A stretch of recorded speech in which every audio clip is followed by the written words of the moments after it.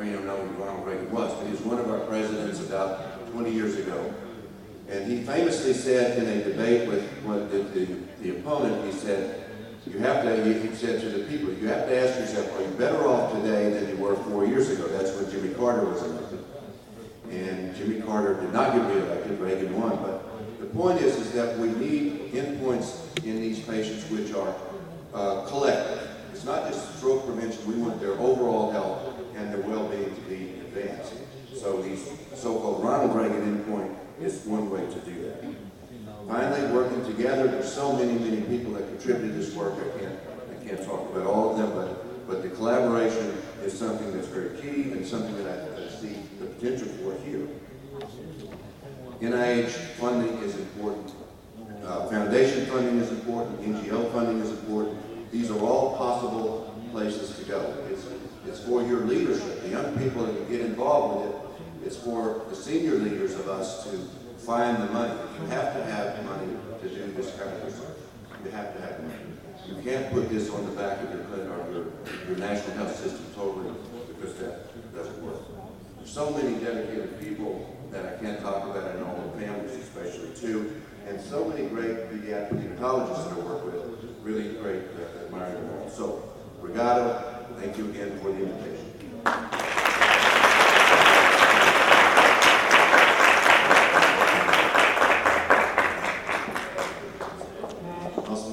São aproveitadas, então para que eu ocupe o seu lugar de todo.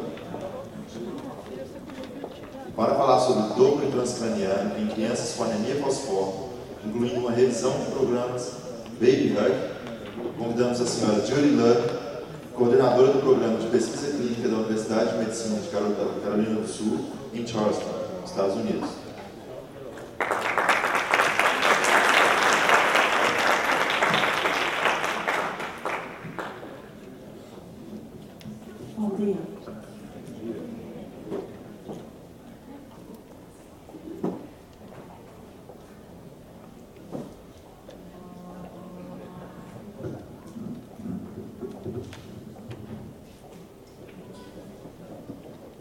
Good morning, and first of all, I want to say thank you.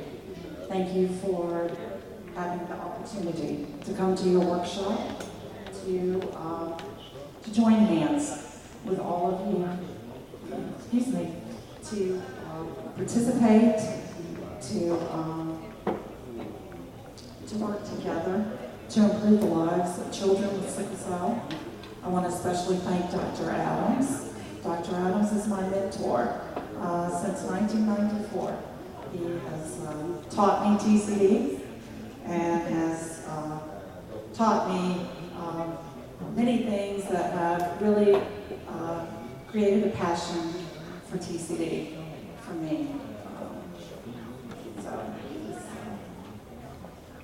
it is an honor to be here.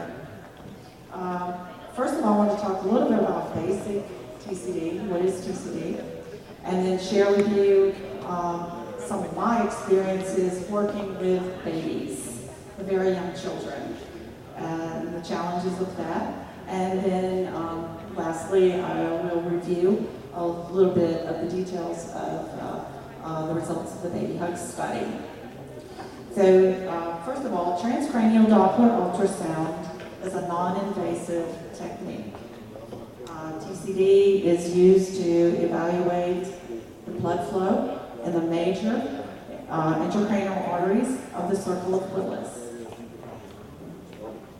The circle of Willis is the vascular network that supplies the blood to the brain.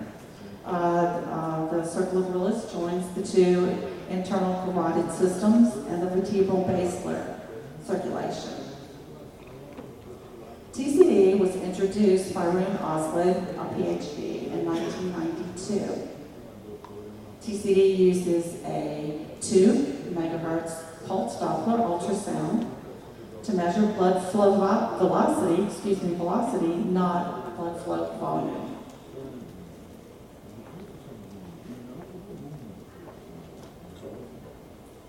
TCD is a non-imaging exam in that there is no B-mode image that goes along with the waveform to identify the vessel and its location.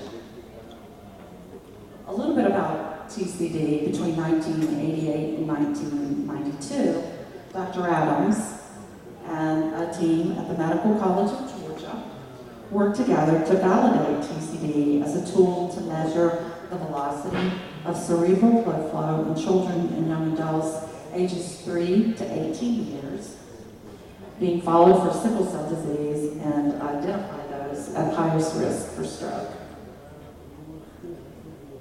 Subsequently, 1995 to 1997, TCD screening was used in the stroke prevention trial in sickle cell anemia, also known as the STOP study.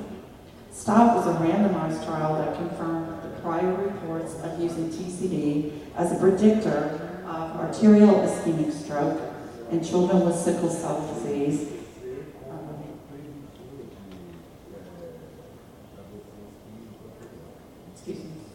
TCD is a predictor of arterial ischemic stroke in children with sickle cell aged 2 to 16 years and showed transfusion to dramatically decrease the risk of stroke. So based on the compelling results of the STOP study, the National Heart Lung Blood Institute, also known as the NHLBI, recommended TCD for children with sickle cell disease beginning at the age of 2 years and with no prior history of stroke. So while TCD became widely known, recognized, respected as a way of predicting stroke risk in older children with sickle cell disease, TCD had not yet been adequately studied in children under 2 years of age. So in 2002, we at the Medical College of Georgia did a pilot study. We conducted it to determine the feasibility of obtaining adequate TCD in babies with sickle cell disease. So, as a result, we attempted TCD in 27 babies. We had 4 failed attempts and accomplished 23 adequate exams, proving that TCD was achievable. Between October 2003 and September 2009, TCD was a secondary study endpoint and a new trial focusing on children 2 years and younger. This trial was undertaken by 13 centers in the United States. This study, the pediatric hydroxyurea phase 3 clinical trial, known as Baby Hope, was a multi-center, double-blinded, randomized comparison of daily oral hydroxyurea dosed at 20 milligrams per kilogram per day versus placebo in infants with sickle cell anemia. Children having hemoglobin SS or S-beta thal, sponsored by the NHLBI and the NICHD.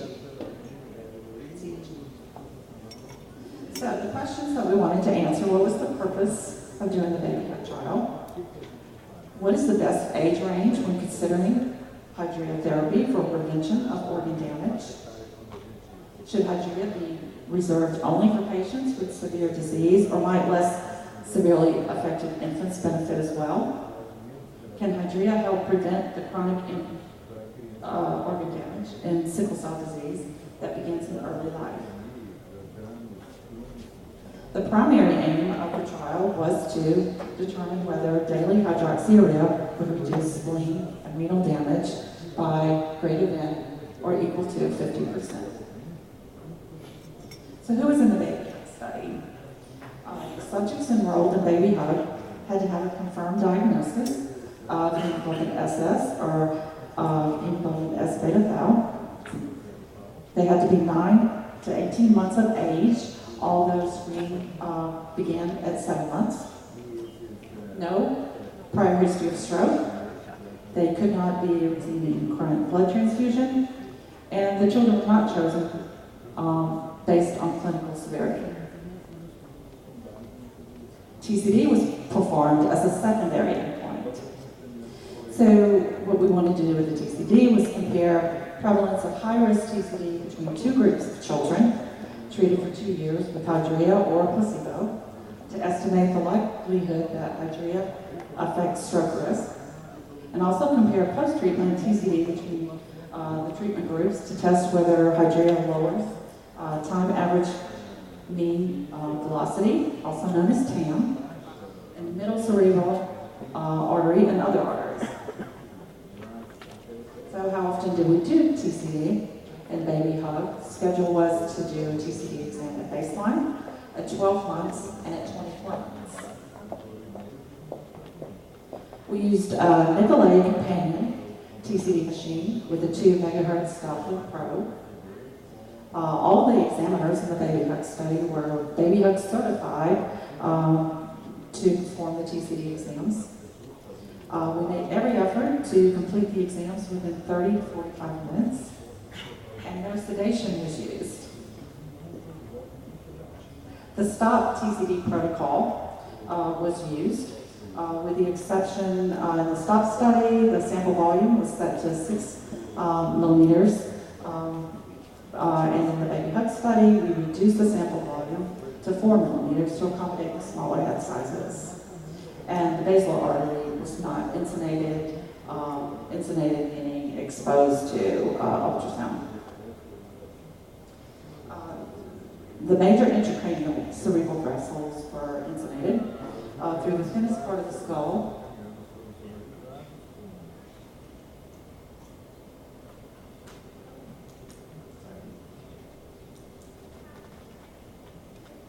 Right there, thinnest part of the skull. And we used the transtemporal approach. The arterial segments on each temporal side were insunated.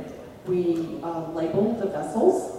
M1 represents the most distal portion of the middle cerebral artery.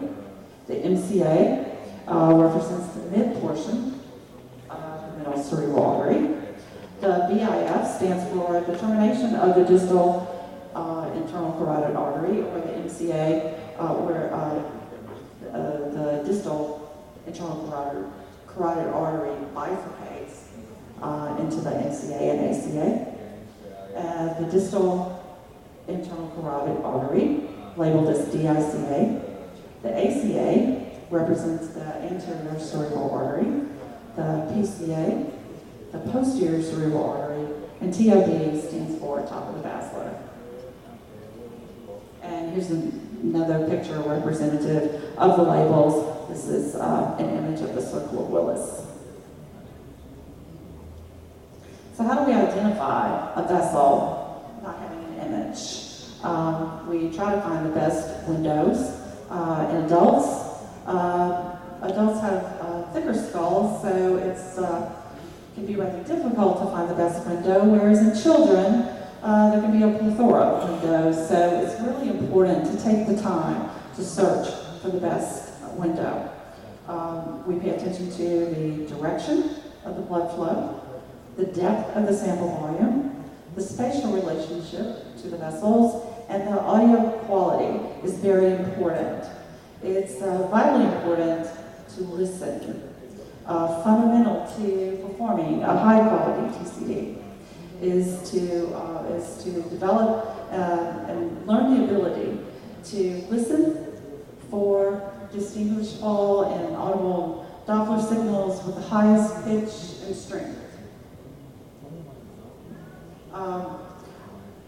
Now, one tip before beginning a TCD and to not upset the baby is to, prior to beginning the exam, is to not perform venipuncture or tests such as that will agitate the baby before you want to do a TCD. TCD and crying babies do not go together. This is ultrasound, so I want to try to keep the baby calm.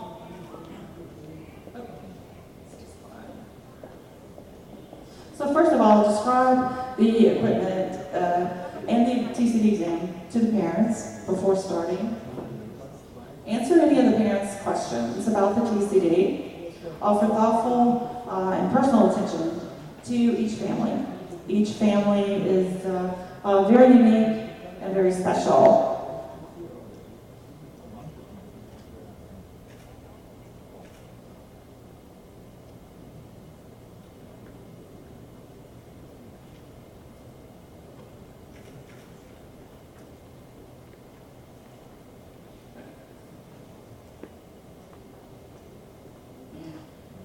Now, before beginning the TCD exam, I call this becoming the baby whisperer. This is preparing the baby for the exam. Adjust the lights down to really soft. Connect with the baby. Smile at the baby.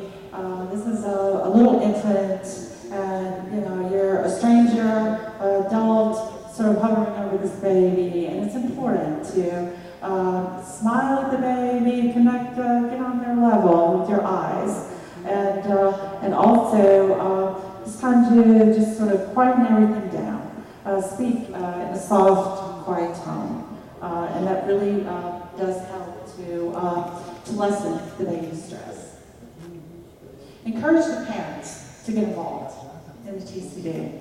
Have the parent touch the baby, hold the baby. That's important because parents provide reassurance to the babies that no one else can provide in that way.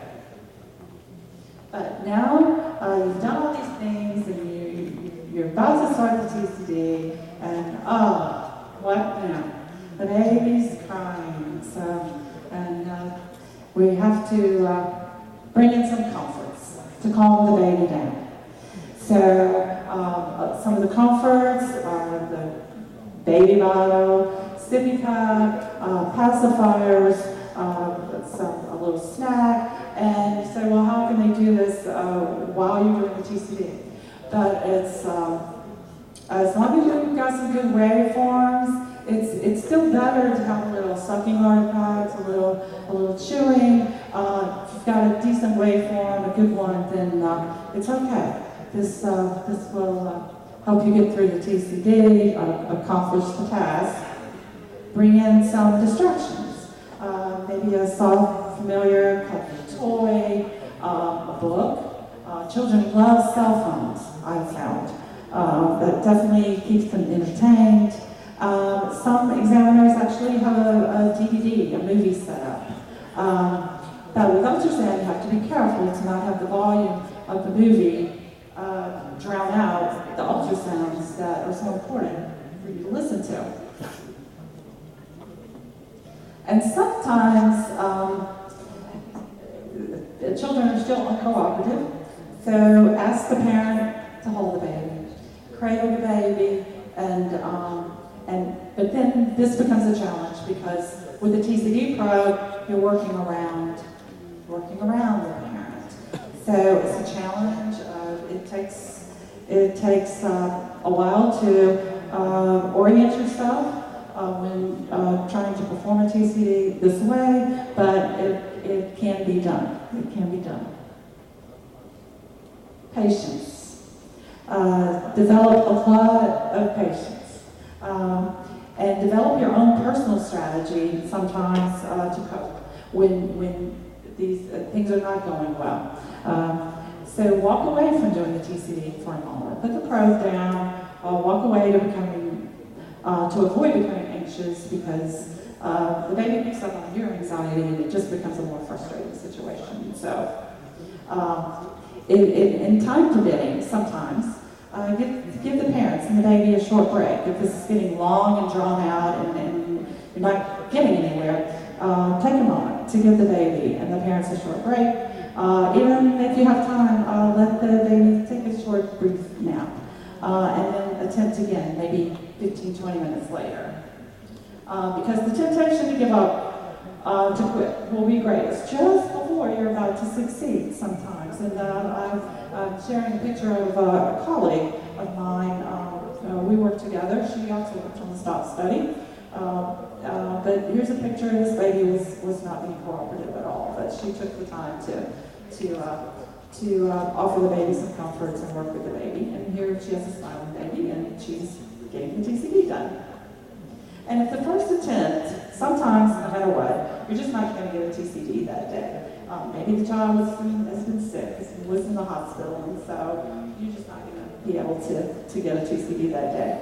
So, but if the first attempt at obtaining the exam is a failure, make another effort at the next appointment, because then things may be so different this trial will be less stressful and the exam will be a complete success.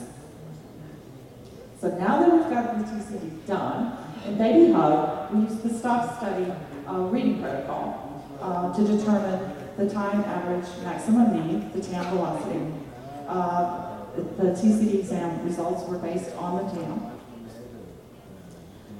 Here's a picture of some waveforms and the cursors. The highest TAM velocity from the MCA or the distal ICA on either side was used to determine the results. This image, the cursor in the middle represents the mean, and that's the TAM. And in this case, this TCD is abnormal. For a TCD to be classified as abnormal, the velocity must be greater than or equal to 200 centimeters per second, and had to be identified in at least one of the following segments: the M1, the MCA, the bifurcation, or the distal ICA. And this is these are our interpretation classifications. Normal, the velocity is less than 170 centimeters per second, and the child is at low risk for having a stroke. Conditional represents 170 to 199 centimeters per second, which is a moderate stroke risk. Abnormal is greater than or equal to 200 centimeters per second, and the child is at high risk. And adequate means that there was not enough information in the TCD for us to read at all. So in the Baby Hug study, the TCD exams were reviewed at the Medical College of Georgia after we were blinded to treatment. If the TCD was abnormal in Baby Hug, the subject was considered to be at high risk and was not eligible to be enrolled in the Baby Hug study. The increase in the TAM, maximum TCD velocity from baseline to exit, was lower in the hydroxyurea group than in the placebo group. 20 centimeters per second versus 32 centimeters per second. These are some details of the Baby Hug study results. 193 infants with hemoglobin SS of number equal 187, or S beta tau, number was 6. The mean average age was 13.6 months. They were randomized, and 192 began study medication. At baseline, 52 or 54% of 96 children in the hydrea group, and 49 or 51% of 97 children in the placebo group were clinically asymptomatic. So 167 or 86% completed the full study. So baseline characteristics of the study population reported no significant differences in age, sex, genotype, clinical severity of sickle cell anemia, lab values, or physical findings between the two groups. There was no significant difference between hydrea and placebo groups for either of the primary endpoints. So overall, in the study, there were 2,560 adverse events. 107 serious adverse events were reported during a total of 374 patient years of on-study observation. So hydrea significantly reduced the frequency of painful events, acute chest syndrome, and associated transfusions and hospitalizations without significant hydroxyurea-related adverse events. 54% of children in the hydroxyurea group were clinically asymptomatic at enrollment and also had significant reductions in sickle cell-related events. Beneficial effects of hydroxyurea occur in both asymptomatic and symptomatic children with sickle cell anemia. The Baby Hug study, to our knowledge, is the first randomized double-blind prospective pediatric trial to investigate the effects of hydroxyurea in very young children with sickle cell anemia. Subjects differed from those in other trials in two important ways. young and eligible, irrespective of whether they had severe clinical course of disease. On the basis of safety and efficacy data from the baby health trial, hydroxyurea can now be considered for all variant children with sickle cell anemia. An open-label follow-up study of this cohort that allows dose escalation is now underway. Of the 179 patients who completed at least 18 months of follow-up in the baby health trial, 91% are enrolled in the follow-up study. TCD, as well as a steady collection of clinical events and safety data, are being performed in the current baby health follow-up study that has been extended through 2016. I'm proud to say that TCD is performed internationally in children with sickle cell disease to screen and identify those at greatest risk for ischemic stroke. And finally, I just want to say it's an honor and a privilege to do this work, to have been given this gift all these years, to learn TCD, to have a passion for TCD, and it's been a pleasure, especially to meet all of the young medical students here, all of your fresh faces, and you're just embarking on your journey. And so I just want to say to some of you, maybe you don't know what your purpose is yet, but follow your passion, because your passion will lead you to your purpose. So thank you very much. That concludes my talk. Thank you for your time and your attention.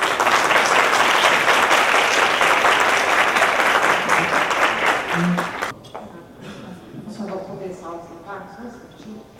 Só para avisar vocês, todo o pessoal que está no Instituto do Hemominas, todo mundo presente aqui, não é muito bom? Então tem uma sala de frente, montada especialmente para vocês, caso queiram conversar um pouquinho de vocês, algumas figurinhas, tá bom? Está toda montada aqui. E é um prazer para nós saber que todos estão aqui prestigiando o pai. Obrigada. Bom dia, parabéns a todos, as palestras foram excelentes. Pergunta de pediatra, já fiz isso para essa vez, mas gostaria de fazer de novo. Muito de vez em quando, será que não vale a pena a gente fazer o golpe da criança dormindo? Quando ela ficou exausta, já chorou, ficou super estressada. E é uma criança que, eventualmente, a gente sabe que tem um risco mais alto, pela história clínica, ou porque tem um irmão que tem doença cerebrovascular. Será que, de repente, eu sei que é caso de exceção, mas não valeria a pena, muito eventualmente, a gente fazer o golpe da criança dormindo? Não sentada, dormindo.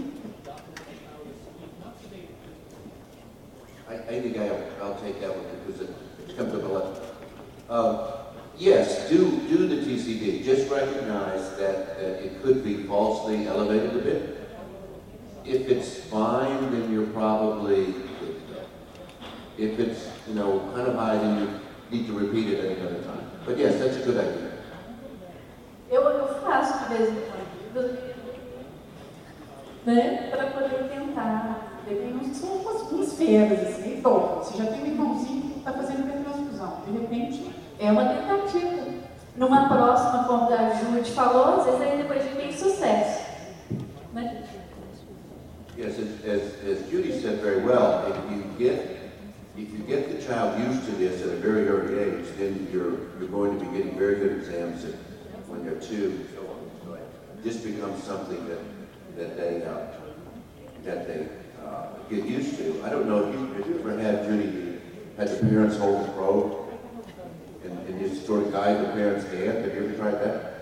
I've attempted that, but it doesn't really seem to work very well. But taking the probe and practicing on the parent, or showing the child that this doesn't hurt, this is the main thing, and that helps.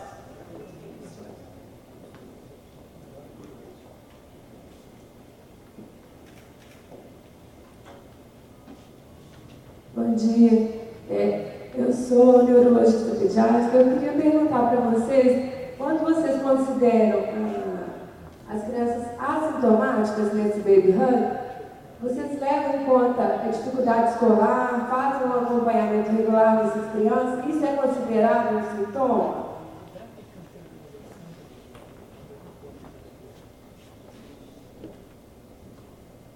That's an excellent question. The role, first off, in the U.S., educational counseling